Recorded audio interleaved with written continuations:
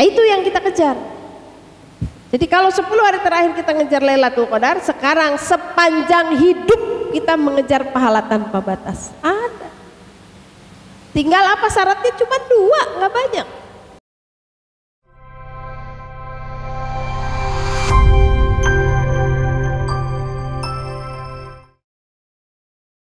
Assalamualaikum warahmatullahi wabarakatuh. Alhamdulillahilladzi alafa baina qulubina fa asbahna bi ni'mati ikhwana. Asyhadu an la ilaha illallah wahdahu la syarikalah wa asyhadu anna Muhammadan abduhu wa rasuluhu la nabiyya ba'dah. Allahumma shalli ala sayidina Muhammad wa ala ali sayidina Muhammad kama shallaita ala sayidina Ibrahim wa ala ali sayidina Ibrahim fil alamin innaka Hamidum Majid. Rabbi shrah li sadri wa yassir li amri wahlul 'uqdatam min lisani yafqahu qawli. Rabbana zidna ilman nafi'an warzuqna fahman. Taqabbal minna wa minkum siyamana wa siyamakum. Walaupun sudah hari ke berapa Bu? 20 ya. Tidak terlambat lah ya Bu, kita masih berdoa ya Allah, semoga Allah menerima ibadah saum kita. Para sahabat berdoa dengan doa semisal dengan doa ini tuh 6 bulan. Jadi sampai 6 bulan para sahabat masih berdoa ya Allah. Nah, jadi saya sekarang online juga dengan komunitas hijrah. Assalamualaikum Bu Eka, Bu Yanti dan kawan-kawan. Sudah on kah? Maaf saya agak telat, tadi rapat dulu di kantor. Alhamdulillah. Bu Ila, ini campuran Bu, ada dari Saudi, dari Abu Dhabi, ada dari Australia. Jepang ada Jepang? Oh, Jepang Bu Ila doang. Jadi harusnya hari jam 10 saya jadwal online dengan komunitas kita. Qadarullah Ustadz siapa? Samsu ya? Ustadz Samsu sakit, syafahullah, mudah-mudahan Allah mudahkan sembuh. Jadi dengan nikmat teknologi alhamdulillah kita bisa berenergi akhirnya ya. Yang online bisa. Terima kasih alhamdulillah.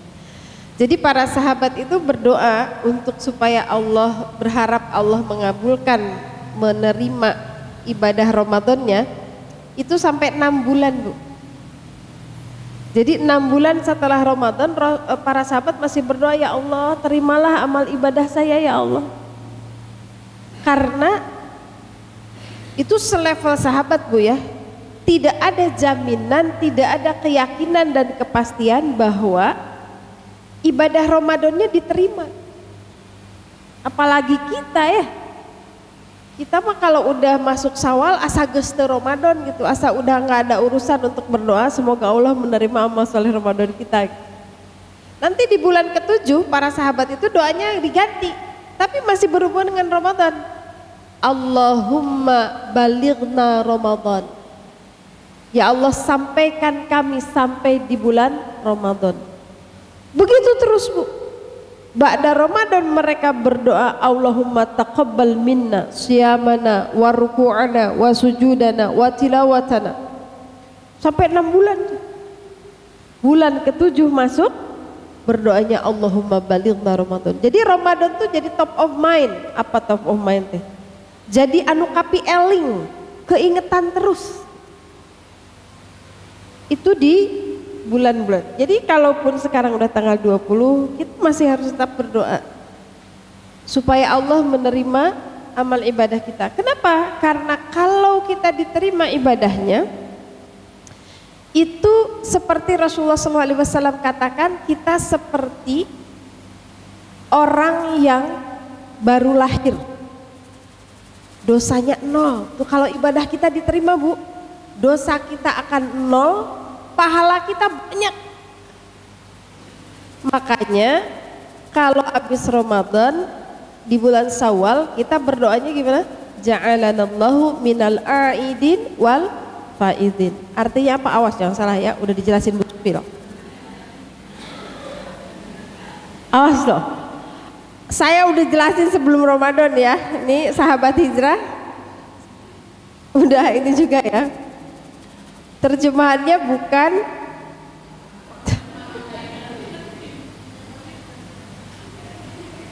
pokoknya artinya bukan mohon maaf lahir dan batin pasti kalau Bu Sufi nanya. Terus apa artinya? Doa itu, Bu, minal itu sepotong. Lengkapnya gimana? Alanallahu minal a'idin wal fa'idin. Semoga Allah menjadikan kami, setelah Ramadan nih, semoga Allah menjadikan kami minal a'id, dari orang-orang, menjadi bagian dari orang-orang yang kosong, yang bersih, yang nol dosanya. Gitu. Jadi kalau diterjemahkan mohon maaf lahir dan batin, orang kebayangnya oh a'id itu lahir, wal faiz itu batin gitu. Nyambung pisan. A'id itu artinya adalah orang yang kosong, yang zero dari dosa. Kalau orang berhasil Ramadannya kosong dosanya, Masya Allah. Tapi kalau bayi yang baru lahir dosanya doang yang kosong, gak ada amal dia kan. Tapi kalau orang yang sukses Ramadannya dosanya kosong dan pahalanya banyak. Dia apa faiz? Untung. Kalau kata orang Sunda mucekil, you know mucekil? Mbak Eka, ngerti nggak mucekil Mbak Eka? Suaranya jelas nggak di Zoom?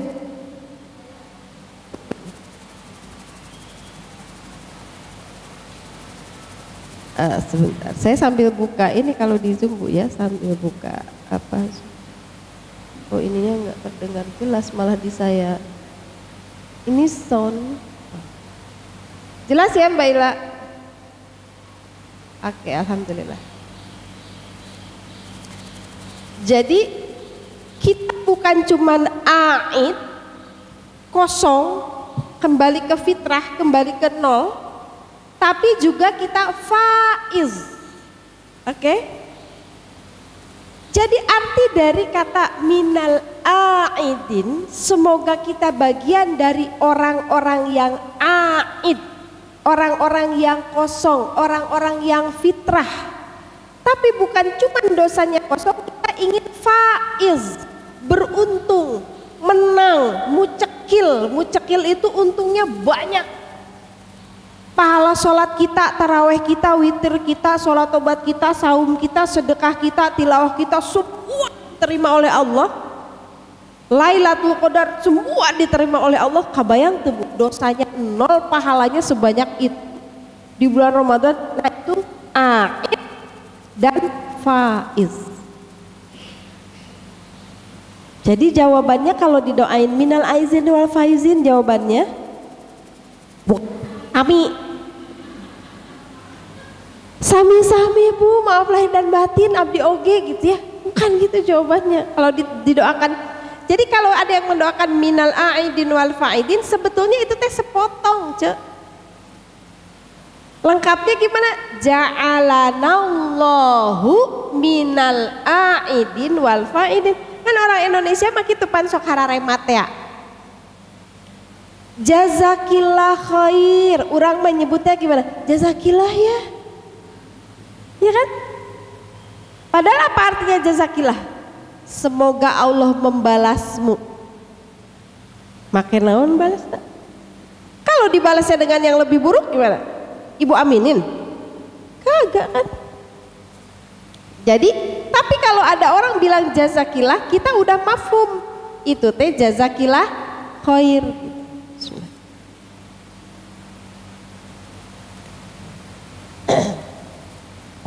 Nah minal aidin juga gitu, itu tuh sepotong, tapi harusnya kita tuh mafhum. Kalau orang Arab udah mafhum. Minal aidin wal faizin itu sepotong, di depannya ada ja'alanallahu. Cuman kita kagak tahu, boro-boro tahu itu sepotong, terjemahannya tahu aja kagak gitu. Taunya itu teh mohon maaf lahir dan batin. Dah. Kenapa kita harus mengaminkan itu? Jawabannya apa jadi? Jawabannya apa? Amin, kullu amin. Semoga sepanjang tahun. Jadi kita nggak berharap kita aid, kita faiz itu cuman di bulan Syawal aja gitu. Kullu amin.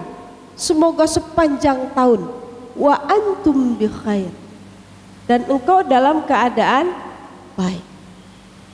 Itu doanya, Bu. Nah, kalau kita berhasil menjadi orang yang aid, menjadi orang yang faiz, kita Syawal. Saya udah di sini ya, di sini sudah saya arti dari nama bulan, dari bulan Muharram sampai dengan bulan Zulhijjah. Udah kan? Apaan? Belum juga. Coba dicek. WK udah hafal kan? Sok buka deui catatanana. Apa artinya Muharram? Asalnya Muharram apa? Sebelum disebut dengan Muharram, bulan pertama itu disebut oleh orang Arab apa? Saya pernah tulis di sini, saya yakin pokoknya mah. Ya. Saya ulang ya. Nama-nama bulan itu asalnya Muharram itu disebutnya Sofar Ula. Ketika Rasul datang diganti jadi Muharram yang disucikan. Sofar Ula, Sofar Akhir. Itu bulan-bulan Sofar adalah masyarakat Arab itu melakukan perjalanan. Sofar juga artinya kosong. Karena banyaknya orang melakukan perjalanan, seolah-olah kampung itu kosong, banyak rumah-rumah yang kosong. Rabiul Awal, Rabiul Akhir itu masa musim semi. Jumadil Awal, Jumadil Akhir, jumud tuh artinya jumud, kaku, beku, seolah-olah air tuh beku saking dinginnya udara di bulan Jumadil Awal dan Jumadil Akhir. Kemudian bulan Rajab. Rajab itu artinya asalnya adalah kebiasaan orang Arab di bulan Rajab itu ngegantungin sangkur pedang. Kenapa? Karena di bulan Rajab tidak boleh ada yang melakukan peperangan. Jadi bulan Rajab itu bulan yang diagungkan oleh masyarakat Quraisy, sehingga tidak boleh ada yang perang, tidak boleh ada yang melakukan kemaksiatan di bulan Rajab. Segitu teh orang Quraisy punya, orang kafir, mereka tuh tetap punya keyakinan ada bulan yang harus diagungkan, dihargai. Setelah bulan Rajab, bulan Sya'ban. Apa artinya Sya'ban? Sya'ban itu artinya Syu'ban, suku-suku. Suku-suku di mana pada bulan Sya'ban suku-suku itu mencari mata air. Mencari mata air untuk persediaan bulan Ramadan. Jadi kalau di bulan Sya'ban itu para suku-suku, para sekampung-sekampung lah ya gitu, mereka mencari mata air untuk persiapan Ramadan. Karena Ramadan artinya apa? Ramadan itu artinya adalah panas terik. Sehingga kalau sumur air di kampung itu habis, mereka akan mendatangi mata air yang udah ditandain. Nah, Ramadan panas terik, Syawal artinya apa? Syawal itu asal katanya adalah digunakan oleh orang Arab untuk menandai kalau unta naik itu tadi bujurna heula tanu naik teh. Bokongnya dulu. Jadi ketika bokong unta mulai naik itu tandanya udara sudah nggak terlalu panas. Jadi orang Arab tuh bisa memperkirakan, oh ini udah nggak terlalu panas gitu ya. Itu tandanya nggak ada termometer hari tamanya. Tandanya itu si unta mulai pada bergerak tuh. Dan kalau geraknya unta itu mulai berdiri bokongnya. Kalau secara makna bulan Syawal itu saatnya kita naik, saatnya kita bertambah, saatnya kita meningkat, itu artinya. Itu bulan Syawal. Jadi kalau secara secara harfiah Syawal itu artinya naiknya unta, berdirinya unta karena udara sudah tidak terlalu panas. Maka secara maknawi ba'da Ramadan, setelah kita membakar dosa kita sampai kita aid, oh Masya Allah, maka yang kemudian harus ada pada diri kita adalah Syawal, meningkat kita. Saya share sudah nampak belum di ini, udah ya. Jadi yang kemudian harus itu adalah meningkat. Nah ini yang harus kita pertanyakan, benar nggak kita meningkat di bulan Syawal ini? Ibadahnya, akhlaknya, cara berpikirnya, keyakinannya, imannya, benar nggak kita meningkat? Ini yang harus kita evaluasi. Kenapa harus evaluasi? Evaluasi itu penting ya. Sebelum kita mengevaluasi, kita harus tahu dulu tujuan dari Ramadan itu apa sih yang dicantumkan dalam Al-Quran. Udah saya bahas loh ya sebelum Ramadan. La'allakum tatakun. Yang kedua, kan hampir semua majelis yang saya isi itu bisa menjawab tujuan Ramadan apa? La'allakum tatakun. Begitu saya sebut ada 3, yang kedua apa? Yang ketiga apa? Di 183 Allah katakan la'allakum tatakun, 184 la'allakum tashkurun, 186 la'allahum yarsyudun, 187 la'allahum tatakun. Jadi kalau dirangkum ada 3 Bu, tujuan terminalnya setelah Ramadan itu, agar kita takwa, agar kita bersyukur, agar kita rasyid. Yang paling jarang dibahas yang mana? Yang rasyid. Jangan-jangan ada yang baru hari ini, oh saya taunya la'allakum tatakun doang Bu Supi, karena Pak Ustadz kebanyakan bahasnya itu doang ya, la'allakum tatakun. Bener gak Butin? Jarang tuh yang dibahas, padahal tujuan terminalnya 3. Dengan saum Ramadan itu kita diharapkan makin takwa, makin bersyukur, makin rasyid. Kalau bersyukur, takwa udah familiar di telinga kita. Rasyid ini nih yang jarang dibahas. Apa itu rasyid? Rasyid adalah cerdas. Nih ya, tujuan Ramadan yang jarang dibahas adalah la'allahum yarsyudun, agar mereka rasyid, mereka cerdas dalam memilih kebenaran. Apa artinya cerdas dalam memilih kebenaran? Kita bisa ngikir-ngikir, oh kalau yang ini kayaknya baik nih buat akhirat saya, yang ini kayaknya enggak deh, yang ini kayaknya lebih bukan, yang ini wajib, yang ini sunnah. Tapi yang ini sunnah muakkad, harusnya ini yang saya ambil, bukan sunnah yang biasa. Itu rasyid. Jadi orang yang cerdas itu kata Rasul yang mati. Mengingat mati itu bukan di masjid gitu, bukan. Orang yang cerdas yang begini, kalau saya melakukan ini bisa saya bawa mati nggak? Mobil siapa nih? Bukan mobil saya kayaknya.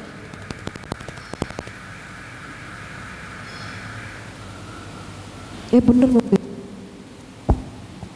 Kenapa ya? Itu rasyid Bu. Nah itu kan dilatih di bulan Ramadan. Dalam hadis Rasulullah SAW menyebutkan, man soma Ramadana imanan wahtisaban ghufira lahu ma taqaddama min dzamb. Apa arti ihtisaban? Ihtisaban itu hitungan dalam pengertian gini. Ini kan bulan Ramadan ya. Kalau saya punya waktu luang enaknya apa ya? Nonton atau tilawah Al-Quran? Itu ihtisaban. Saya hari ini masak banyak, kasih ke orang enggak ya? Itu ihtisaban. Jadi setiap hari di bulan Ramadan tuh kita harus punya pikiran gimana caranya semua yang saya lakukan bisa dibawa ke akhirat. Itu ihtisaban. Jadi kalau puasa kita penuh dengan ihtisaban, kita nggak cuma nahan lapar, nggak cuma nahan haus, tapi kita juga akan berpikir dalam haus dan lapar ini saya dapat untung apa?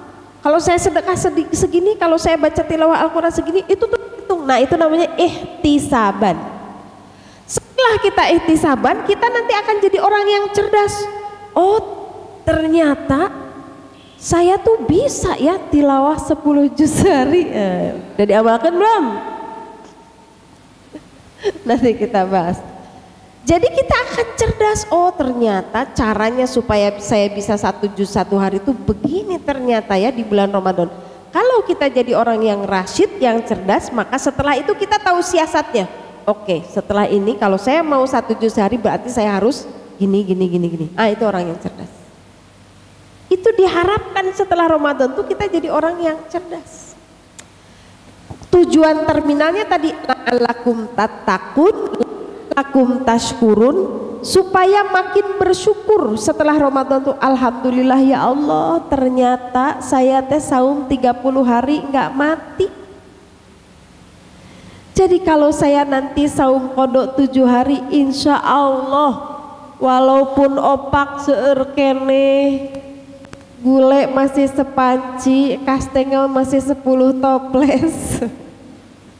Acara halal bihalal tiap hari, ya Allah Bu Sufi, sampai nanti tanggal beberapa hari sebelum saya berangkat haji saya masih ada jadwal halal bihalal di mana terakhir, Wanggala Manabakti, Deput, Jakarta. Atas ya Allah, ini tiap hari halal bihalal aja ya, Masya Allah. Nah ini juga menarik nih, kenapa halal bihalal? Tahu gak sejarah halal bihalal itu? Itu cuma ada di Indonesia Bu. Ibu ke Mekah mau lain halal bihalal. Nggak ada juga tuh di luar sana tuh yang mohon maaf lahir dan batin gitu kan. Kita kan lebaran gitu ya, mohon maaf lahir dan batin gitu kan. Tahu nggak jujutannya gimana sehingga ada kisah mohon maaf lahir dan batin? Kan kita tadi pengen aid kan, pengen dosanya 0. Mungkin ketika kita i'tikaf, ketika kita sholat taubat pada saat kita Ramadan, dihapus tuh insya Allah dosa kita sama Allah ya, amin. Tapi kalau kita punya dosa kepada sesama manusia, aid gak? Dosa pada Allah, kita nggak sholat, nauzubillah misalnya ada kita gerundelin takdir Allah apalah gitu ya, gampang lah, tinggal sholat taubat istighfar beres sudah. Tapi kalau dosa kita pada manusia banyak, nggak bisa aid kita, nggak bisa aidin kita, nggak bisa zero dosa kita. Makanya kita datengin orang, maaf lahir batin ya, karena saya pengen aid. Kan kita kagak ngerti ya, kenapa kemarin kita mohon maaf lahir dan batin. Jujutannya tuh kayak begitu. Karena kita pengen bener-bener aid, maka kita minta maaf kepada sesama manusia supaya dosa ke Allah kosong, dosa ke manusia juga kosong. Lalu karena kita nggak mungkin ngedatengin satu-satu, ya Allah, ke rumah Bu Sufi aja kagak ada yang datang. Udah capek atau kalau kita mau datengin satu-satu ya, apalagi di zaman sekarang. Zaman sahabat mah dulu mungkin kenalan tuh sekampung, ya udah sekampung doang ngider ya. Kalau kita sekarang, saya tuh lagi ngelis Bu, lagi ngelis majelis taklim yang pernah saya datengin, lalu saya tulis, insya Allah saya bacakan di Arafah nanti. Saya list itu lebih dari 60. Coba harus saya datengin gitu, 60 kalau satu orang, mungkin aja kan saya pernah berbuat salah kepada orang per orang di majelis taklim itu, di Darussalam mungkin ada yang pernah tersinggung sama saya, di Sahabat Hijrah mungkin ada yang pernah tersinggung sama saya, harus saya datengin satu-satu, gempor lah. Urang ngariung wayu halal bihalal. Makanya di majelis ini nih, saya kalau halal bihalal atau pertemuan majelis pertama mengajak hadirin, ayo kita ikrarkan dalam hati, ya Allah, hari ini saya ikhlaskan, saya ridhakan, saya maafkan jika saudara-saudara saya di majelis ini ada yang pernah berbuat salah kepada saya maafkan dan tidak akan saya tuntut di yaumil akhir. Nashhad ya Allah, saksikan kami ya Allah. Jadi kalau nanti ternyata misalnya pas dilihat di tayangan di padang mahsyar, ih ternyata si ibu itu pernah ngomongin saya ya. Kita udah bersaksi ya, saling melapangkan dan tidak akan menuntut di yaumil akhir. Tret ditayangin, sudah saya maafkan ya Allah. Nanti kalau ada orang-orangnya nuntut, saya tuntut, karena nanti di yaumil akhir tuh Bapak Ibu, tenang, lintir. Nanti itu di yaumil akhir kita nggak akan pernah lagi ngelihat ini mah anak kita, ini mah suami kita, ini mah mertua kita, ini mah saudara kita, bawahan kita, atasan kita, nggak akan. Kan udah saya bahas tuh ya dulu ya di surat Al-Ma'arij ayat 11. Nanti kalau kita sudah di yaumil akhir, lalu ada peluang pahala yang kita ambil, mau itu kita rebut dari suami kita, orang tua kita, anak kita, sahabat kita, akan kita ambil, Bu. Di surat Al-Ma'arij itu kan disebutkan, ketika seseorang didakwa oleh Allah, divonis oleh Allah masuk ke neraka, orang itu akan bilang, ya Allah, tukerin deh keputusan ini, cancel keputusan ini, diganti dengan apa?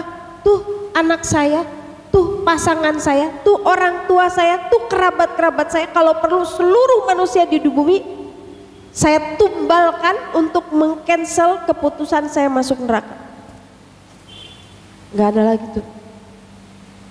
Maka kalau kita tidak saling melapangkan hari ini, bisa jadi nanti diomelin, lu si ibu eta teh dulu pernah kayak gitu ke saya, ya Allah pokoknya itu teh saya nggak ridho. Akan kita ambil tuh, dia harus bayar kezolimannya pakai pahala yang dia punya. Kan bisa kita merennya ketika di majlis taklim kita ngareret, ya Allah bajuna teh nyambung pisan eta, ya Allah nuji koneng nuji meureun. Bisa aja kan ada dosa mata kita, dosa pikiran kita, dosa mulut kita kepada sesama manusia. Sudah hari ini saling ridhokan, saling maafkan dan berikrar di hadapan Allah tidak akan menuntut di yaumil akhir. Pun ya, kalau saya pernah menyinggung perasaan ibu-ibu semua, pastilah yang kemungkinan banyak dosa itu saya, karena saya yang ngomong, ibu yang dengerin. Iya kan? Kita sudah berikrar tidak akan menuntut di yaumil akhir. La'allakum tattaqun, la'allakum tashkurun, la'allahum yarsyudun. Supaya kita bertakwa, supaya kita bersyukur, dan supaya kita menjadi orang yang cerdas dalam memilih amal, hanya yang benar yang kita pilih. Itu artinya rasyid. Itu tujuan terminalnya, tujuan di dunianya, tujuan di akhiratnya apa saum itu? Diampuni segala dosa, karena itulah menjadi syarat kita mendapatkan rahmat Allah, kemudian kita masuk surga. Itu tujuan akhirnya. Kita mendapatkan ampunan Allah, kita menjadi ahli surga. Maka penting, muhasabah itu penting buat kita. Evaluasi itu penting. Saya sampai sekarang ingat itu ada berapa belas tahun yang lalu kali ya, anak saya masih kecil-kecil, 20 tahunan yang lalu lah, saya ngikuti kajian tafsir Ustadz Didin pas surat Al-Hasr ayat 18-19. Ya ayyuhalladzina amanu ittaqullaha wal tanzur nafsun ma qaddamat lighad. Wahai manusia, kata Allah, wahai orang-orang beriman. Ini perhatikan ya, saya sudah jelaskan ya pengertian ya ayyuhalladzina amanu. Pernah kan? Di sahabat hijrah ada yang bisa reminder kalau dipanggil dengan ya ayyuhalladzina amanu artinya apa? Wahai orang-orang yang beriman. Tidak beriman tidak wahai. Itu artinya satu, yang dipanggil, yang akan ngeh dengan seruan Allah ini hanya orang yang punya iman. Yang gak punya iman gak akan ngeh dengan panggilan ini. Yang kedua, kualitas amal seseorang akan sangat tergantung pada kualitas amal. Ya ayyuhalladzina amanu ittaqullaha.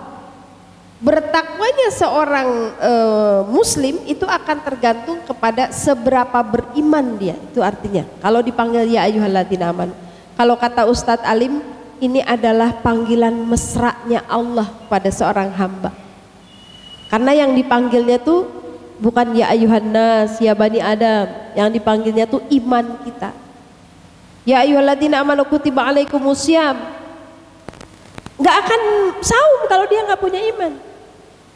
Saumnya seperti apa? Saum yang cuma nahan lapar atau saum yang lebih dari itu tergantung imannya. Kalau imannya cetek ya udah, yang penting menahan lapar lah dari subuh sampai buka beres gitu. Tapi kalau imannya kuat, dia nggak cuma saum, dia akan tambah dengan amal-amal soleh lainnya. Itu. Ittaqullah kata Allah. Surat apa tadi? Al-Hasr 19.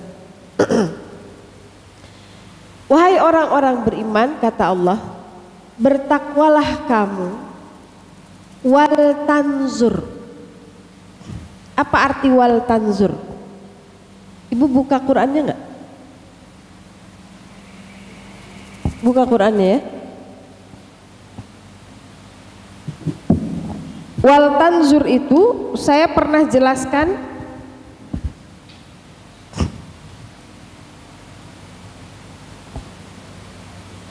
itu dari kata nazoro ya. Surat 59 ayat 19 18 19 sih. Oh 19 Pak. Ini saya jelasin. Itu artinya perhatikan. Asalnya itu dari kata lihat. Nazoro itu lihat. Seorang calon suami kalau mau melamar istri dia harus nazor. Harus dilihat dulu calon istrinya. Nggak boleh beli kucing dalam karung.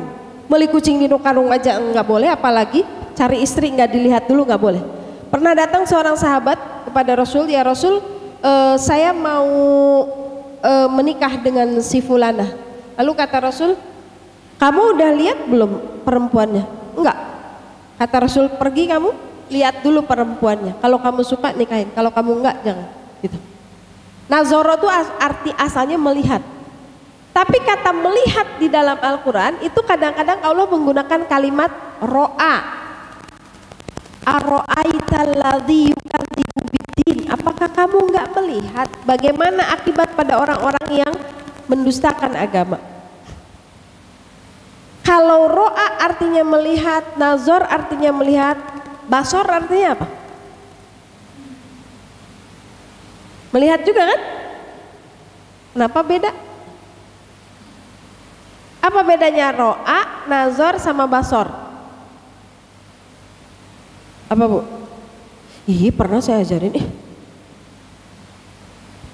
ganti buku gerak alasannya teh. Kalau ro'a itu melihat, ya melihat aja.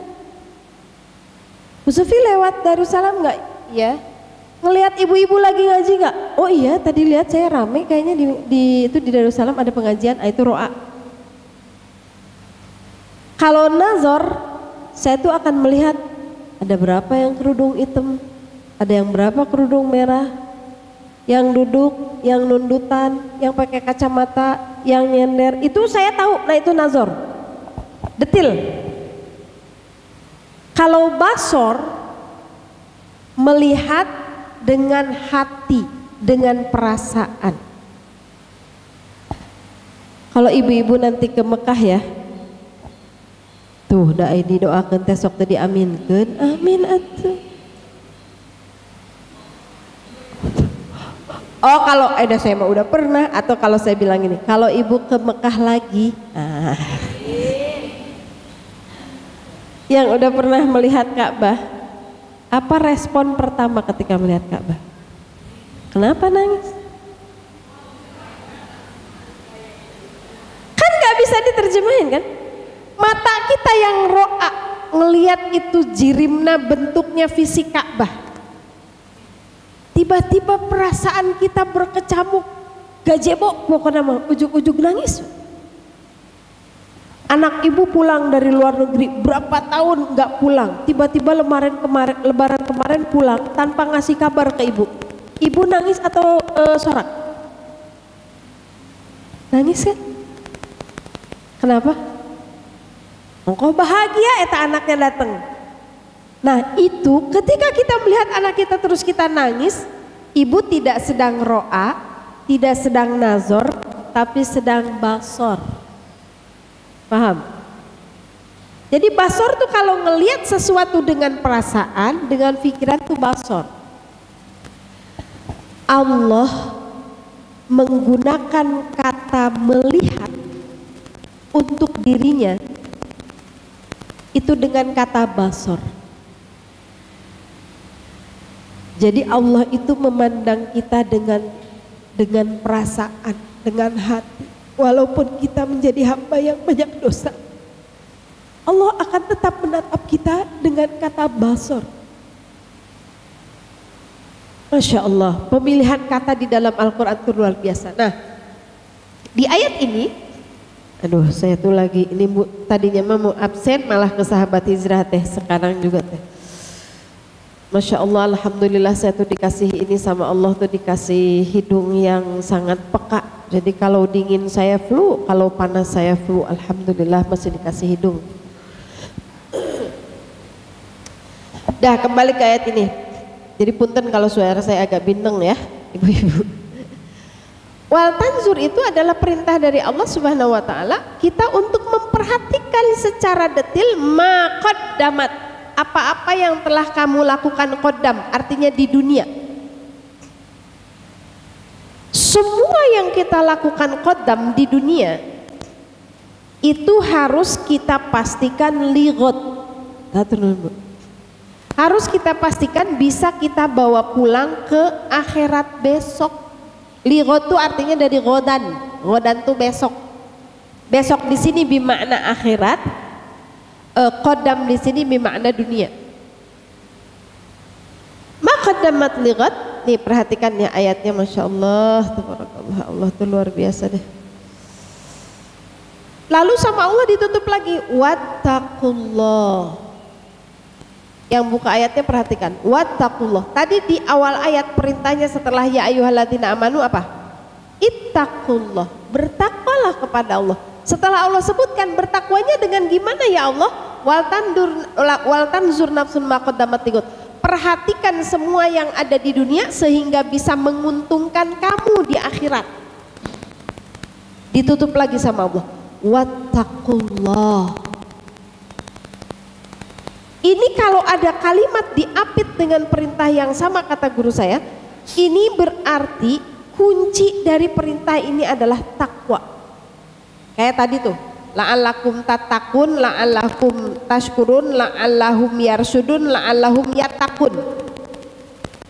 Itu takwa mengapit kan. Yang 4 itu diapit tuh oleh takwa. Yang pertama disebut dan yang terakhir disebut. Itu berarti inti dari itu adalah takwa. Nah, jadi perlu kita ini, lalu kata Allah, innallaha khabirum bima ta'malun. Sesungguhnya Allah Maha mengetahui dengan apa yang kamu kerjakan. Perhatikan, di terjemahan ibu apa di terjemahannya punten? Yang di sahabat hijrah, innallaha khabirun, apa diterjemahkannya? Maha mengetahui. Tapi mengetahuinya bukan cuma sekedar mengetahui. Khabir itu mengetahui secara lebih mendalam, teliti. Kalau mengetahui aja itu ada kata alama atau alima, mengetahui, punya ilmu tentang itu. Tapi kalau Allah menggunakan kata khabir, itu artinya Allah taunya tuh sampai detil-detilnya. Maha taunya Allah dengan kata khabir itu sampai Allah itu tahu kapan selembar daun harus jatuh di mana, di titik mana, itu Allah yang tahu. Kapan harus turun hujan, segimana, di titik mana, berapa lama, sederes apa, Allah Maha Khabir. Itu khabir. Jadi kalau kita perhatikan Bu di ayat ini ya, kita kan disuruh unzur tuh tadi, ya kan? Disuruh memperhatikan secara detil. Kenapa? Karena Allah Maha teliti. Coba sekarang Ibu, kalau misalnya Ibu mau tur ke Saudi, ke Turki misalnya gitu ya. Jangan. Ke Singapura misalnya. Orang ngalamun Bu, udah gratis ya ngalamun mah. Ibu mau di Singapura itu, orang kita bisa lewat Batam, apa aja boleh kita bawa, mau jengkol kek, mau teri kek, mau apa kek gitu ya. Karena kita tahu Singapura mah nggak terlalu ketat imigrasinya. Ibu mau ketat nggak? Mau meriksa secara detail nggak isi koper? Pokoknya yang kita mau bawa we gitu kan.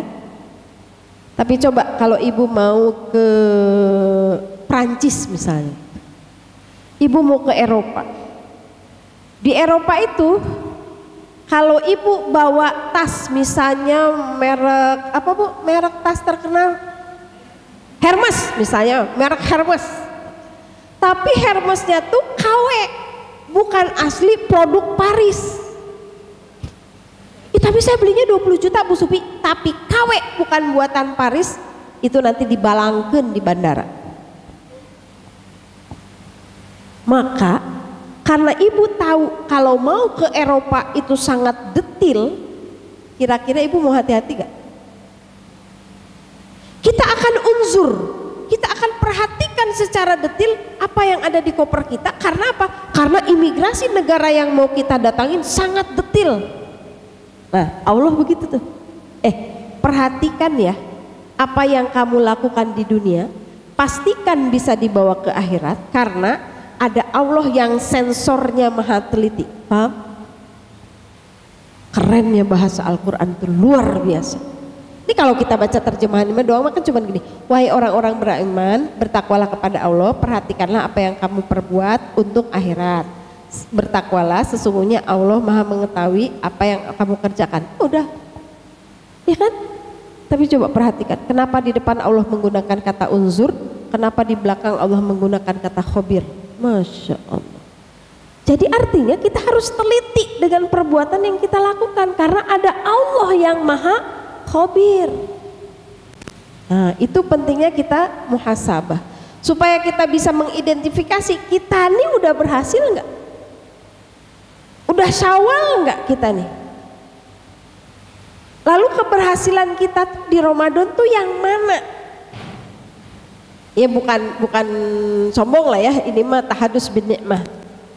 Salah satu prestasi sebagian dari ibu-ibu kan terbukti tuh, ada yang abis itu dirawat di rumah sakit gitu, terus karena pinggangnya jadi nggak bisa bergerak karena tilawah 10 juz sehari gitu ya. Saya tidak mendengar laporan itu ya. Nah, itu kan membuktikan tuh ada pelajaran keberhasilan kita di bulan Ramadan. Itu yang nanti akan menentukan langkah kita berikutnya apa. Oh, ternyata aslinya kemampuan yang Allah titipkan kepada raga kita ternyata bisa 10 juz. Jadi kalau ba'da Ramadan saya mau pasang 1 juz tuh piraku gitu. Jadi dari hasil evaluasi itu kita bisa menentukan sekarang kita mau gimana. Gitu. Kenapa jadi gini Pak? Oke. Supaya kita bisa mengidentifikasi ibu rahimakumullah, mari kita list. Sebetulnya kemarin udah saya kupas ya, kalau tidak salah sebelum Ramadan itu sebagian lah. Ciri-ciri orang yang sukses ba'da Ramadan. Saya baca beberapa tulisan lah ya, beberapa tulisan, mendengar beberapa ceramah. Hampir semua mainstreamnya, kesepakatannya, orang yang sukses dengan Ramadan itu adalah orang yang amalannya di bulan Ramadan dia bawa ke bulan-bulan berikutnya. Gitu.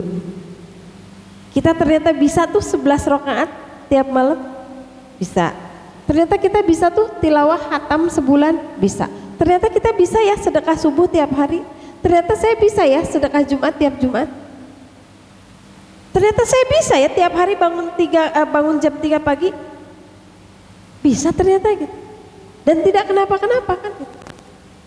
Nah, kalau itu semua bisa kita tarik ke bulan setelah Ramadan, itu ciri Ramadan ibu berhasil. Atau ciri berikutnya adalah keburukan yang kita lakukan sebelum datangnya Ramadan itu bisa kita tinggalkan dan tidak kita lakukan lagi setelah Ramadan. Sebelum Ramadan Mbak Supi, saya tidak tahu diri kenapa dikasih sehat sama Allah, tapi rek sholat sunat wae menihese. Mau sholat sunat aja susah, padahal Allah saya kasih sehat. Astagfirullahaladzim, nanti setelah Ramadan mas saya insya Allah mau sholat sunat terus, karena ternyata di bulan Ramadan saya bisa sholat sunat rawatib setiap hari. Gitu. Kalau ciri abstraknya diampuni dosanya. Kalau ciri yang bisa kita identifikasi itu tadi, amal kita di bulan Ramadan dilanjutkan, keburukan kita sebelum Ramadan nggak kita lakukan lagi setelah Ramadan. Aduh, saya waktu pertama dengar penjelasan ini udah hopeless aja tuh Bu. Ya Allah, seandainya bukan karena rahmat Allah, kita tuh akan putus asa Bu.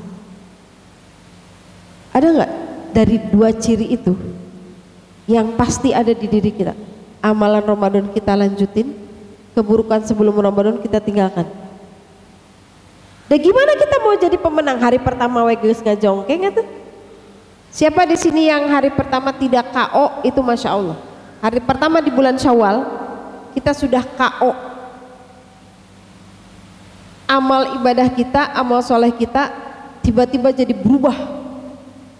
Hari terakhir di bulan Ramadan kita masih bangun jam 3, kita masih tilawat 1 juz 2 juz, kita masih sholat syuruk, zikir dari ba'da subuh sampai syuruk, terus sholat 2 rakaat, kita masih sedekah subuh, kita masih sholat duha dan seterusnya. Tapi begitu tanggal 1 Syawal, jam berapa ibu tidur? Uprak masakan, kupat belum mateng, gulai belum empuk, wah terus sampai jam 12 malam, sampai jam 1 malam tuh beberes segala rupa. Bangun udah komat di masjid. Lewat tuh tahajud, witir lewat. Besoknya sibuk kan tuh. Wih, apalagi yang banyak cucu, banyak menantu.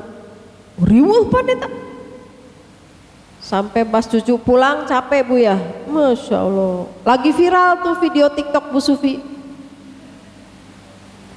Hampir tiap hari di grup saya dapat notif orang, Bu Sufi saya dapat ini dari grup keluarga saya di mana gitu. Ya Allah, astagfirullahaladzim. Semoga Allah jaga saya dari penyakit ain. Aduh, Masya Allah. Itu di TikToknya aja sekarang udah hampir 400.000 yang nonton.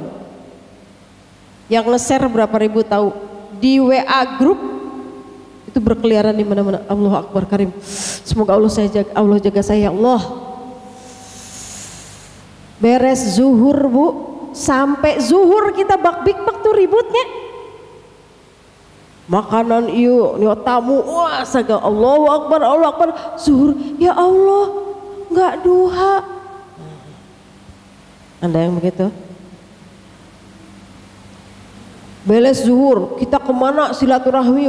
Ada yang silaturahmi, ada yang ke tempat rekreasi, terus sampai malam capek, abis isya tidur, Al-Quran gak dibuka barang 1 halaman pun. Ada yang begitu di hari pertama bulan Syawal? Banyak. Rata-rata emak-emak begitu sih. Astaghfirullah Rabbal Baroya, Astaghfirullah minal khotoya. Pengennya tuh kita makbul, tapi di hari pertama kita udah kalah. Makanya saya sering bilang kalau di sebelum Ramadan itu, pasang kuda-kuda di hari pertama bulan Syawal. Karena itu adalah titik awal kita untuk melanjutkan ke bulan-bulan setelahnya mau seperti apa. Dah Bu, kalau kita nggak yakin dengan rahmat Allah, baru segitu aja saya mah udah hopeless atuh.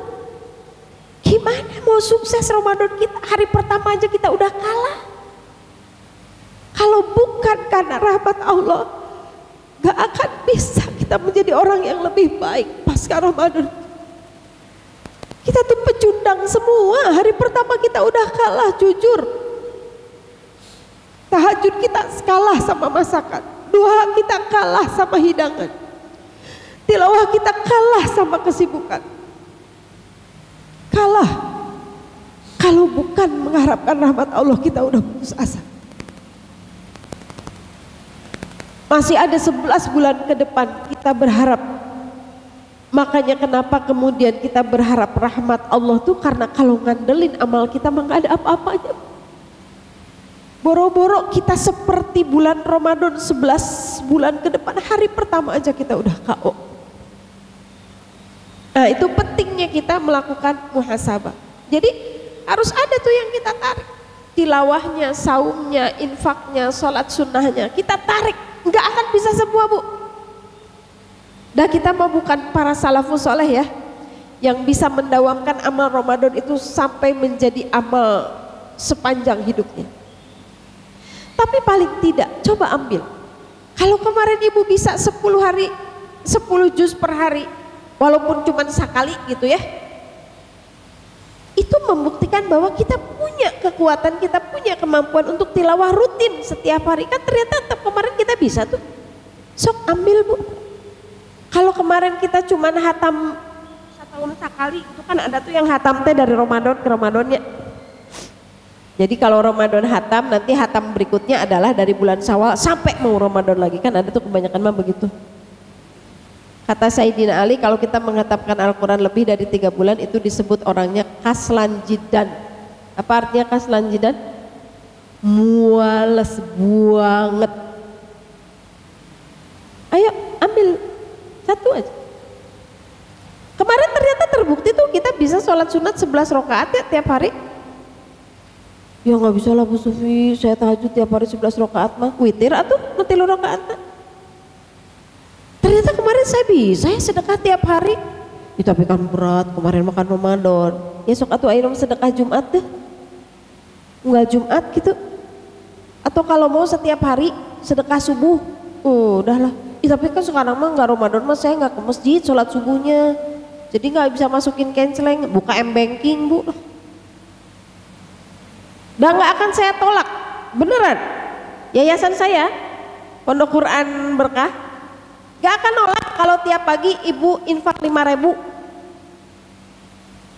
10.000 tiap pagi pakai M-Banking, sok gerak, nggak akan kerasa.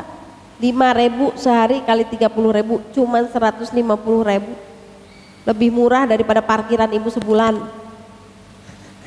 Bener nggak? Parkiran tuh mahal bu, sekali keluar bisa 20.000. Prit 2.000, prit 2.000, parkiran sini 4.000, pasiennya 3.000, 150.000 per bulan. Yang berharga tuh apa? Istiqomahnya taatan wese. Ambil bu, sok.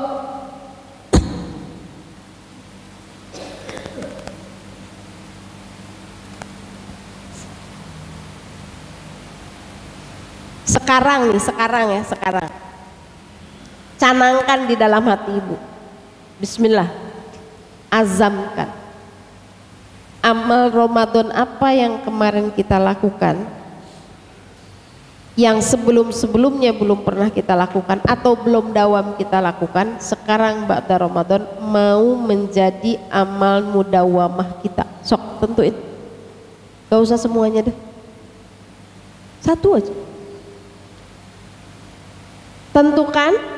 Mudah-mudahan dengan ada salah satu amal di bulan Ramadan yang kita bawa sekarang, mudah-mudahan jadi salah satu ciri lah bahwa kita teh orang sukses gitu ya. Ramadan kita teh goplah-goplah teing, enggak nol-nol banget gitu. Kita enggak cuman dapat di bulan Ramadan doang. Tentuin. Nah itu teh enggak gampang ternyata ya, enggak gampang, masya Allah.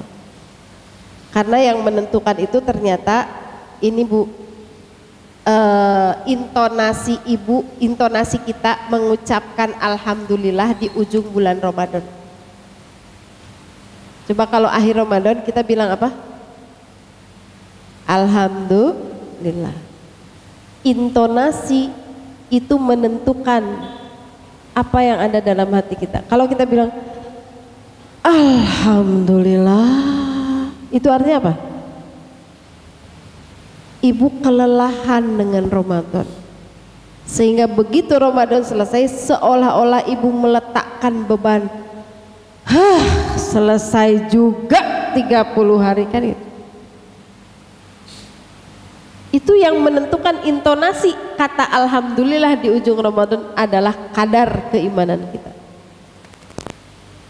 Para sahabat bagaimana mengucapkan alhamdulillahnya? Mereka menangis sepanjang malam sambil mengucapkan hamdalah karena mereka cemas amal ibadahnya di bulan Ramadan itu nggak bisa diterima oleh Allah.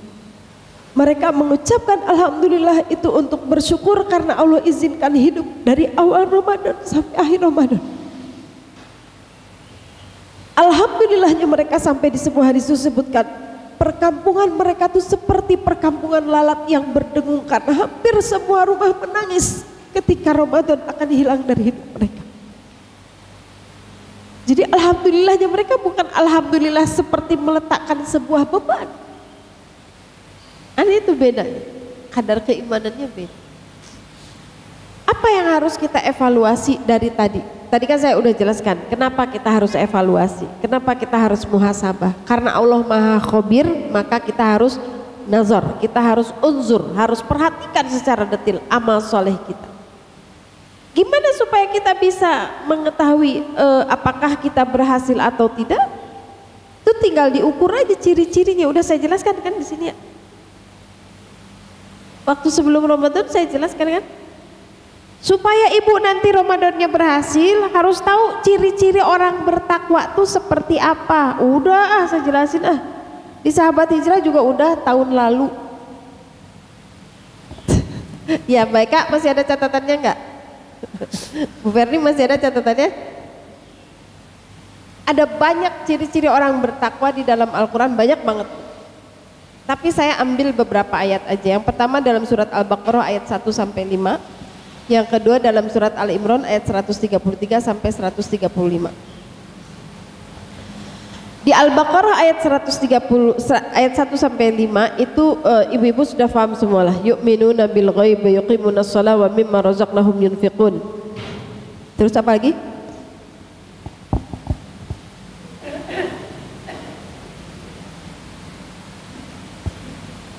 Saya ingin fokus di Al-Imran ayat 133 sampai 135.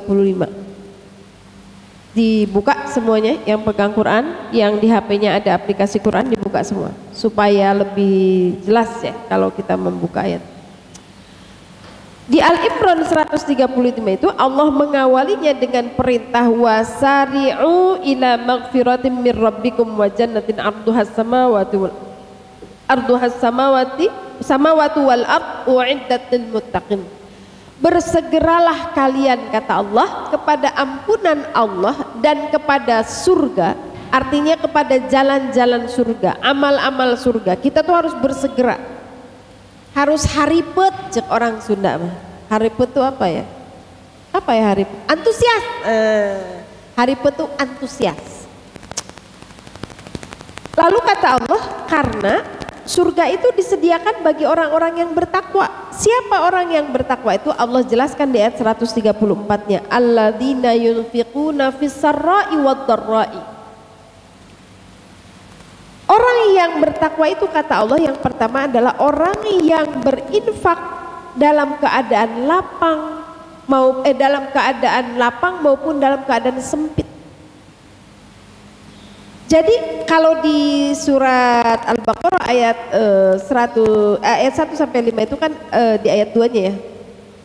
Wa yuqimunas shalah wa mimma razaqnahum yunfiqun, dan sebagian dari rezeki yang Allah berikan mereka berinfak. Udah disebutinnya gitu doang. Tapi kalau di Al-Imran ayat 134 itu disebutkan infaknya seperti apa orang bertakwa itu, fis-sarra'i wad-dharra'i. Keur sangeuk, keur teu sangeuk, keur haroream, keur males, terpaksa, tidak terpaksa, lagi uangnya sedikit, lagi uang banyak, tetap harus infak. Itu orang takwa. Dilatih nggak di bulan Ramadan? Dilatih. Dipaksa malah di bulan Ramadan banyak. Di RT ada santunan yatim. Di RW ada lagi. Di komunitas, di organisasi, di sekolah anak-anak, dipaksa. Di keluarga besar belum ya, nu ieu THR jang ieu, ieu jang bibi ieu, ieu jang mang ieu, semua kan gitu. Da eta teh teu lapang semua tuh kita. Iya kan? Kadang ada, aduh nih uang tinggal sedikit, mana buat bekal mudik belum cukup, tapi ieu keluarga ini butuh gini. Kadang ya udah deh, bismillah deh, pakai deh, ya deh, transfer deh gitu kan. Kadang-kadang kita berat kadang-kadang gitu. Tapi kata Allah nggak apa-apa, keluarin aja. Itu orang yang bertakwa. Wih, berat gak Bu? Kalau lagi banyak duit sih ya, terus kitanya lagi happy, hatinya lagi senang, nggak terpaksa, ya senang-senang aja berinfak tuh ya. Tapi kalau kita uangnya lagi sedikit, terus kitanya lagi, orang itu lagi, gitu misalnya gitu. Padahal dia punya utang lagi ke sayanya juga, utangnya aja belum bayar. Itu berat tuh mau infak sama yang begituan ya. Yang berikutnya kata Allah, ini teh udah jam 11 lebih gini. Wal kaziminal ghaiz. Orang yang bertakwa itu menahan marah. Aduh ya Allah, susah banget ya. Bukan tidak marah Bu, tapi menahan marah. Punya kematangan emosi mengendalikan kemarahan. Dilatih nggak bulan Ramadan? Kata Rasul apa? Kalau kita lagi puasa terus ada yang ngajak berantem, kita harus bilang apa? Ana shaimun. Itu tuh maknanya dua Bu. Pertama itu adalah afirmasi kepada kita. Sufi, jangan dilayanin tuh orang yang ngajak berantem, lo lagi puasa. Gitu. Ke diri kita tuh. Yang kedua, pengumuman ke orang lain, gua lagi puasa. Jangan pancing-pancing gue ya, gue lagi puasa. Stop. Gitu maknanya. Menahan marah ini artinya tidak membuka pintu setan. Ibu baca nanti di kitab Ihya Ulumuddin ya, ada bab marah. Pintu terbesar setan masuk ke dalam diri seorang manusia setelah syahwat adalah marah. Jadi kalau udah marah tuh, udah tuh nanti akan keluar lumazah, akan keluar humazah. Udah saya jelasin ya lumazah sama humazah. Diam gitu. Apa Bu lumazah? Bu Ila masih ingat apa itu lumazah, apa itu humazah? Apa Bu? Wailul likulli humazatil lumazah. Artinya apa? Celakalah, nistalah bagi orang yang mengumpat dan mencela. Bedanya apa lumazah sama humazah? Kalau lumazah itu mengumpat dengan kata-kata, kalau humazah itu mengumpat dengan perbuatan. Nah kalau orang marah udah tuh, wah dia teh orangnya bla bla bla, udah jalannya kayak pengkor gini. Itu lumazah. Yang satu lumazah, yang satu humazah. Kalau orang udah marah, keburukan lisan tuh keluar semua. Keluar semua. Dia bisa mengundang kemarahan-kemarahan yang lainnya. Lalu yang ketiga, orang yang bertakwa itu kata Allah, wa'afina 'anin nas. Waduh, ini yang berat. Memaafkan manusia. Memaafkan tuh bukan cuma sasalaman, maaf lahir batinnya, oh iya ada. Memaafkan itu setelah kita memaafkan, kita tidak akan menuntutnya di yaumil akhir, kita tidak mengungkit-ungkitnya di dunia. Berat gak Bu? Berat banget. Supaya ingat terus ya, ingat mah nggak bisa Bu. Rasulullah SAW juga ketika siapa yang membunuh pamannya Hamzah itu? Wahsy. Pada saat Wahsy dan Hindun masuk Islam, itu diterima oleh Rasulullah SAW. Hindun dan Wahsy itu, Wahsy yang memanahnya, Hindun kemudian yang membelah dadanya Sayyidina Hamzah, kemudian dicongkel jantungnya, diiris-iris, dikunyah-kunyah. Sebagian ada yang dikeringkan, kemudian dijadikan gantungan kalung. Setelah keduanya masuk Islam, Rasul itu beberapa saat ya, itu masih diperdebatkan apakah seterusnya atau beberapa saat tidak sanggup bertemu dengan Hindun dan Wahsy. Bukan karena benci, karena dia tidak bisa melupakan. Begitu melihat Wahsy, dia bayangannya adalah bayangan ketika pamannya Sayyidina Hamzah panah. Lupa memang nggak bisa dilupakan, namanya manusia ya nggak bisa lupa. Tapi kita nggak mengungkit-ungkit, itu yang berat. Udah dilupakan. Cirinya orang bertakwa itu memaafkan manusia itu oleh Allah dilatih di 10 hari terakhir. 10 hari terakhir doa kita apa? Allahumma innaka afuwun tuhibbul afwa fa'fu anna. Ya Allah, maafkan saya ya Allah, karena Engkau Maha Pemaaf. Tuh 10 hari terakhir. Begitu 10 hari terakhir kita minta maaf terus sama Allah. Apa bedanya maaf sama diampuni, kata Bu Subi? Udah juga saya terangin, masa tiap tahun harus saya terangin? Ya Allah, iya di Darussalam gue sabar 10 tahun coba. Banyak materi tadi. Apa bedanya diampuni sama dimaafkan? Nah, diampuni dihapus loh, Jong. Diampuni itu dihapus dosanya.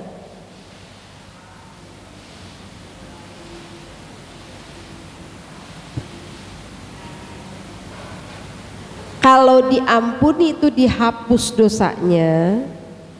Kalau dimaafkan, selain dosanya dihapus, enggak dihisap, enggak diinterogasi. Misalnya orang berbuat salah apa sama Allah, enggak sholat misalnya gitu ya. Ya Allah, astagfirullahaladzim, saya enggak sholat, ya Allah saya tobat, ya Allah enggak akan gitu-gitu lagi, sholat sunat tobat 2 rakaat, udah selesai sama Allah mah gampang. Tapi kalau cuma diampuni, dihapus doang tuh Bu, dosanya dihapus sudah. Tapi di catatannya tuh masih ada, sehingga itu diinterogasi. Kenapa waktu itu kamu nggak sholat? Soalnya saya repot, lagi ada halal bihalal di rumah. Kenapa emang kalau ada halal bihalal kan banyak orang, saya sibuk. Emang kalau terus stres gak Bu? Kan enak dosanya dihapus. Tapi tetap aja kalau kita dihisab stres. Saya sering mencontohkannya gini, kalau ibu dikasih uang belanja sama suami 100 juta, tuh dakwah nu amin tuh tepalar percaya ke Allah sih, gimana mau dikasih 100 juta?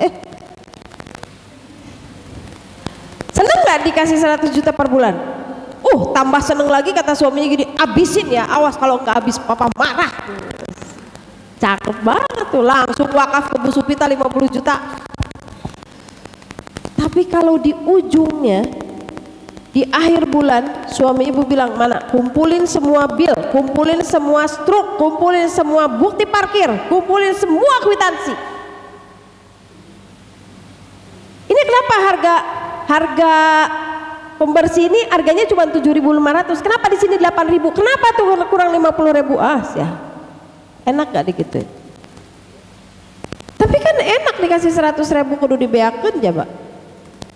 Tapi kalau kita disuruh melakukan pembuktian, gak akan enak.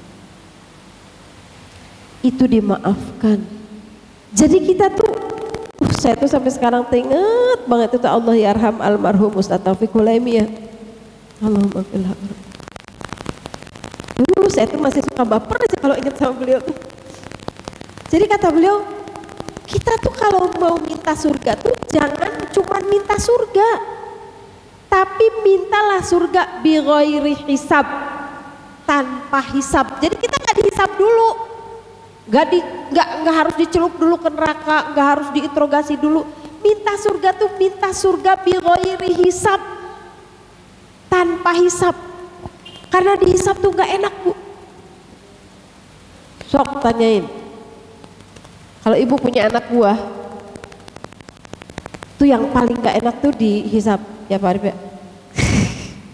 Bulan ini absennya sekian, pelanggarannya sekian, ini mau tambah hariannya gini, itu paling gak enak tuh. Coba kalau ibu tiap bulan sama suami disuruh duduk kayak gitu, gak enak. Makanya setelah Ramadan kita tuh diminta oleh Allah untuk menjadi orang yang pemaaf. Di 10 hari terakhir kita minta sama Allah supaya kita dimaafkan. Setelah itu Allah menuntut kita untuk menjadi orang yang pemaaf. Ya Allah Karim, indahnya Islam, Masya Allah. Lalu yang ketiga, keempat, ciri orang yang bertakwa itu adalah wa idza fa'alu fahisatan, kata Allah, kalau mereka orang bertakwa itu melakukan fahisyah, melakukan dosa, au zalamu anfusahum, atau dia melakukan kezaliman kepada dirinya sendiri, bimakna melakukan kemaksiatan yang menimbulkan siksaan di akhirat, itu artinya.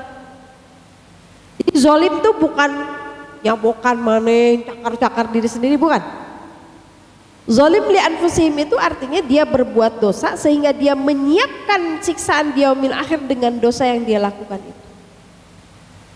Jadi orang bertakwa itu bukan orang yang nggak pernah salah, Bu. Bukan orang yang nggak pernah berbuat dosa, enggak. Dia berbuat dosa, cuman kalau orang takwa berbuat dosa, dia melakukan 3 perkara. Yang pertama adalah zakarullah, dia mengingat Allah. Yang kedua, fastaghfaru lidzunubihim, dia beristighfar dengan dosa yang dia lakukannya itu. Yang ketiga, lam yusirru, dia potong, dia cut off, dia hentikan sama sekali apa yang telah dia lakukan itu. Nah, cirinya itu. Jadi yang membedakan orang bertakwa dengan tidak bertakwa adalah pada saat dia bermaksiat, setelah bermaksiat itu ngapain. Kalau orang yang tidak bertakwa setelah bermaksiat, ada yang negur, apa emang, kenapa saya salah? Menurut saya nggak salah. Nah, bisa jadi gitu kan. Dia merasa benar dengan kesalahannya, dia merasa punya justifikasi untuk melakukan kesalahan. Tapi orang yang bertakwa ketika dia melakukan kesalahan, dia melakukan itu. Bahkan ketika lam yusirru, itu coba lihat di ayat 135-nya ya. Lam yusirru itu pakai tasdid ro-nya. Yusirru ala ma fa'alu wa hum ya'lamun. Itu kalau menggunakan tasdid katanya itu benar-benar memutuskannya tuh, udah pokoknya talak tilu lah gitu istilahnya. Enggak, misalnya gini, dia melakukan dia bertobat dari apa, misalnya ke tempat maksiat misalnya gitu, minum arak di tempat maksiat misalnya. Itu dia udah tuh enggak lagi lewat ke tempat itu, enggak lagi berhubungan dengan teman-temannya di tempat itu, enggak lagi coba nggak apa-apa kali ya koleksi botol birnya gitu misalnya. Udah pokoknya cut off. Semua yang berhubungan dengan maksiat itu dihentikan, dia tinggalkan. Sampai kata seorang ustadz mah, orang-orang yang benar-benar bertobat itu tidak mau lagi menyebut-nyebut kemaksiatan. Enggak misalnya, ya alhamdulillah saya teh dulu tukang mabok, padahal enggak disebut lagi. Itu makanya ada tasdid katanya di sini. Lam yusirru ala ma fa'alu wa hum ya'lamun, sedangkan dia mengetahui bahwa yang perbuatan dia lakukan itu adalah dosa. Itu Bu ya. Kalau kita lihat Bu, ciri-ciri di Ali Imran ayat 133 sampai 134 ini hampir semua berurusan dengan hablum minan nas. Ya kan? Infak, menahan marah, memaafkan manusia, kemudian jika melakukan dosa itu berhubungan dengan Allah lah ya. Masya Allah. Jadi kalau nanti ini sebetulnya masih banyak Bu ya, nanti di ayat 16-17 surat Ali Imran juga ada, kemudian banyaklah di dalam Al-Quran itu ciri orang bertakwa. Dan kalau kita pelajari itu Allah lebih merinci pada performa akhlak daripada performa ta'abudi. Jadi orang bertakwa itu harus lebih terlihat pada akhlaknya. Kenapa Rasulullah itu dikatakan liutammima makarimal akhlak? Rasulullah itu diutus oleh Allah untuk menyempurnakan hal. Kenapa nggak disebut liutammima tauhid? Karena orang yang sejatinya berakhlak adalah orang yang berlakunya itu atas dasar ketakwaan. Kenapa kamu nggak berbohong aja, kan nggak ketahuan sama atasan? Enggak, karena saya tahu itu akan dihisab di yaumil akhir. Kenapa nggak ikutan ngelipet ngetilep duit itu misalnya gitu? Enggak, karena Allah nanti akan menghisab. Kenapa kamu nggak marah padahal dia udah zalim pada kamu? Karena Allah akan menyukai orang-orang yang memaafkan. Wah, keluarnya dari iman semua itu. Tidak nggak gampang atau itu. Terakhir. Ciri orang bertakwa itu di Al-Imran ayat 16 sampai 17. Jam piro saiki? 11:30. 5 menit lagi. Yang pertama adalah berdoa. Ini paling gampang nih. Ciri orang bertakwa paling gampang, Berdoa dengan doa Rabbana innana amanna faghfir lana dzunubana wa qina adzabannar. Gampang kan? Dah, dawamkan doa itu. Pakai setiap ba'da sholat. Mudah-mudahan ya ciri orang bertakwa tuh ada tuh atu gitu di kita ya. Tapi ini doa spesial Bu, coba perhatikan doanya. Yang bawa Quran buka Qurannya. Rabbana, ya Rabb kami, innana sesungguhnya kami ini amanna beriman kepadamu, faghfir lana dzunubana maka ampunilah dosa-dosa kami ya Allah, wa qina adzabannar dan jauhkan kami dari api neraka. Perhatikan. Yang pertama diawali dengan i'tiraf. I'tiraf itu apa? Pengakuan. Jadi seolah kita bilang, ya Allah lah, ya Allah inilah kami yang beriman kepadamu tapi kami banyak dosa. Innana amanna faghfir lana dzunubana. Setelah kita mengungkapkan inilah saya yang beriman ya Allah, ampunilah saya karena iman saya ternyata enggak cukup untuk menahan diri saya dari bermaksiat ya Allah. Iman kita tuh iman yang belum bisa nahan kita dari kemarahan. Iman kita tuh belum bisa menahan kita dari dendam. Iman kita tuh belum bisa menahan kita dari ghibah. Iman kita tuh belum bisa mendorong kita untuk sholat sunnah. Iman kita belum bisa membangunkan kita setiap hari jam 3 malam. Itu iman kita. Maka setelah kita mengatakan innana amana faghfir lana dzunubana ya Allah, inilah aku yang aku beriman tapi masih banyak dosa ya Allah, ampuni dosa kami ya Allah. Setelah kita meminta ampunan itu lalu kita bilang, kan kalau kita banyak dosa, kalau enggak diampuni Allah, kemana dulu Bu? Ke neraka dulu. Harus dicelup dulu di neraka kan? Tapi kita nggak mau. Masya Allah. Ya Allah, inilah aku yang beriman, tapi aku banyak dosa ya Allah. Ampuni aku dan dosa itu jangan membuat aku dicelup dulu di neraka ya Allah. Wa qina adzabannar. Keren nggak tuh doa? Luar biasa. Makanya nggak sepele makna doa ini walaupun diapalkannya gampang. Rabbana innana amanna faghfir lana dzunubana wa qina adzabannar. Tuh kalau yang belum apal pakai kuantum tahfiz. Rabbana ya Allah innana amanna sesungguhnya aku beriman kepadamu, faghfir lana ampunilah dzunubana dosa-dosa aku, wa qina dan jauhkanlah adzabannar dari siksa api neraka. Kayak gampang doanya tapi filosofinya perhatikan. Kita mengaku beriman kepada Allah tapi kita ngaku juga banyak dosa, tapi setelah ngaku banyak dosa jangan masukin saya ke neraka ya Allah. Padahal kalau banyak dosa ya tempatnya di neraka gitu kan. Tapi kita iktiraf kepada Allah, saya teh banyak dosa ya Allah, tapi jangan masukkan saya ke neraka ya Allah. Ciri berikutnya adalah penyabar. Tuh geus akhlak deui wae nya. Penyabar. Orang yang jujur, yang benar, orang yang berinfak dan orang yang yastaghfiruna bil ashar, orang yang banyak istighfar di waktu sahur. Itu ciri orang bertakwa. Apa yang pertama di surat Al-Imran ayat 133-135, orang yang bertakwa itu yang pertama adalah orang yang berinfak di waktu lapang dan sempit, orang yang menahan marah, orang yang memaafkan manusia, yang kalau dia berbuat dosa maka dia melakukan 3 perkara. Dia menyebut nama Allah, dia memohon ampunan kepada Allah, dan dia menghentikan perbuatan dosanya.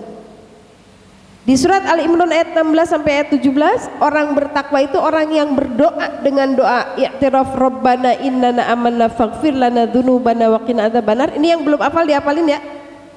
Nanti kalau ketemu saya lagi kita ulang.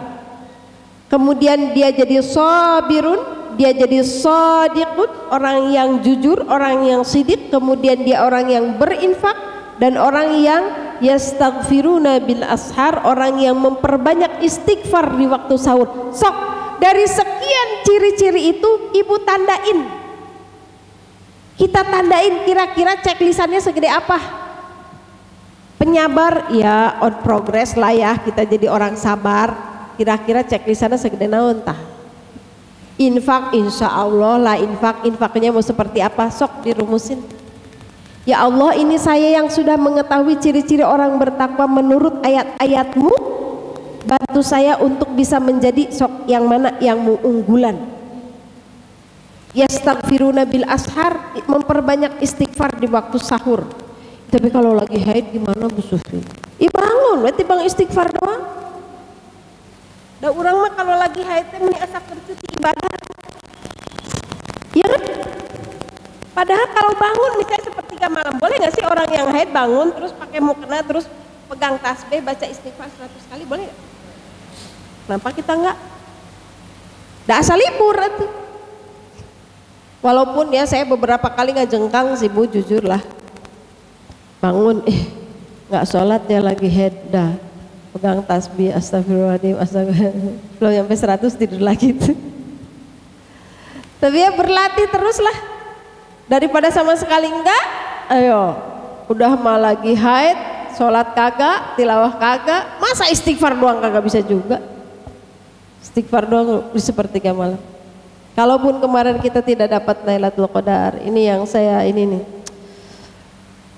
putus asa, bukan putus asa, kita apa ya, sangsilah pada diri sendiri apakah kita mendapatkan Lailatul Qadar atau tidak. Tapi itu bukan kiamat buat seorang beriman.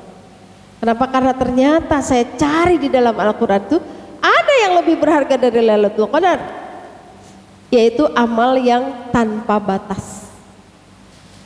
Kalau di Lailatul Qadar kan dihitung tuh lebih baik dari 1000 bulan. Nah, ada numeriknya, ada angkanya. Tapi coba ibu lihat di Fusilat ayat 8, di Al-Furqan ayat 25, di surat At-Tin ayat 6, itu disebutkan pahala tanpa batas, tanpa putus-putus. Disebutnya apa? Ghairu mamnun, ajrun ghairu mamnun, pahala yang unlimited. Imam Ibnu Katsir mengatakan di dalam tafsirnya, yang disebut ghairu mamnun itu tidak terputus-putus dan berlangsung terus-menerus. Itu maksudnya ghairu mamnun. Itu ada. Buat siapa? Buat orang yang beriman dan beramal soleh. Ibu catat ya, Fusilat ayat 8.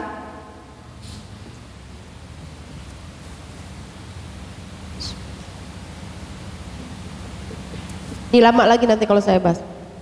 Fusilat ayat 8, Al-Insyiqaq ayat 25, At-Tin ayat 6. Nah, kata Allah, untuk orang-orang yang beriman dan beramal soleh, maka akan aku sediakan pahala tanpa batas. Wih, Masya Allah. Dah, jadi di 11 bulan ke depan itu ada pahala ajrun ghairu mamnun yang harus kita kejar. Kalau kemarin pahala 1000 bulan itu kita kejar di 10 hari terakhir aja di bulan Ramadan, yang ini bisa sepanjang tahun kita kejar. Fusilat ayat 8, Al-Insyiqaq ayat 25 dan At-Tin ayat 6. Falahum ajrun ghairu mamnun. Jadi bagi kamu, kata Allah, ada pahala yang tak akan pernah putus. Masya Allah. Itu yang kita kejar. Jadi kalau 10 hari terakhir kita ngejar Lailatul Qadar, sekarang sepanjang hidup kita mengejar pahala tanpa batas. Ada. Tinggal apa syaratnya? Cuma 2, nggak banyak. Iman sama amal soleh, dah itu doang. Illal ladzina amanu wa amilus shalihat falahum ajrun ghairu mamnun. Wallahu a'lam bishawab. Karena zuhurnya sekarang jam 12 kurang 10 menit ya. Alhamdulillah. Dari sahabat hijrah ada pertanyaan? Ibu-ibu ada pertanyaan? Saya aja deh yang ngasih pertanyaan. Karena saya diamanahi untuk menyampaikan 3 door prize dari Ligan. Jadi ini saya sekarang sedang mengendorse sebuah produk lokal Bogor Muslim punya. Semua kebutuhan hidup kita sehari-hari, toiletries kita ada di beliau. Karena terimbas oleh kebijakan ini itu agak susah ternyata UMKM itu untuk berkembangnya. Maka saya bilang sini saya bantu. Sok ada sahabat hijrah mau ikutan door prize? Saya jawab biar cepet aja ya. Siap bro, tegang gitu. Tutup catatannya. Sok sebutkan 3 ciri orang bertakwa. Dari mana aja lah, dari ayat boleh campur-campur. Ya bu. Ini favorit ibu-ibu. Ini sabun udah mengandung daun bidara. Jadi kalau saya mandiin jenazah, saya pakai sabunnya ini. Mana tadi yang ngecung? Teman-teman sahabat hijrah, mohon maaf agak trouble sedikit nih ya. Terima kasih atas kehadiran ibu-ibu semua, baik yang online maupun yang offline. Jazakumullah khair. Semoga saya sedang menasehati diri sendirilah sebetulnya ya. Semoga kita bisa bareng-bareng muhasabah. Berintrospeksi diri, apakah kita syawal, benar-benar meningkat atau tidak di bulan pasca Ramadan ini. Mohon maaf jika ada yang kurang berkenan. Insyaallah ini mungkin pertemuan terakhir sebelum saya pergi haji. Ibu-ibu mohon keikhlasannya untuk mendoakan saya, terutama kesehatan ya, karena kesehatan saya harus diikhtiarkan dan didoakan banget insyaallah. Semoga Allah berikan kesehatan, keselamatan, keberkahan, kekhusyuan dan kelancaran sampai saya bisa pulang menjadi haji mabrur insyaallah. Insyaallah kalau tidak berangkat akhir Mei, awal Juni antara tanggal 8 sampai tanggal 18 Juni. Semoga yang di sini pun bisa segera pergi haji. Kalau yang pernah pergi berhaji semoga dimudahkan untuk bisa umroh ziarah lagi ke sana insyaallah. Terima kasih ya Bu Ila, mohon maaf lahir batin semuanya. Iya, sami-sami. Mohon doanya ya. Insyaallah ya. Saya pamit ya, saya langsung live Bu Ila. Ya, assalamualaikum.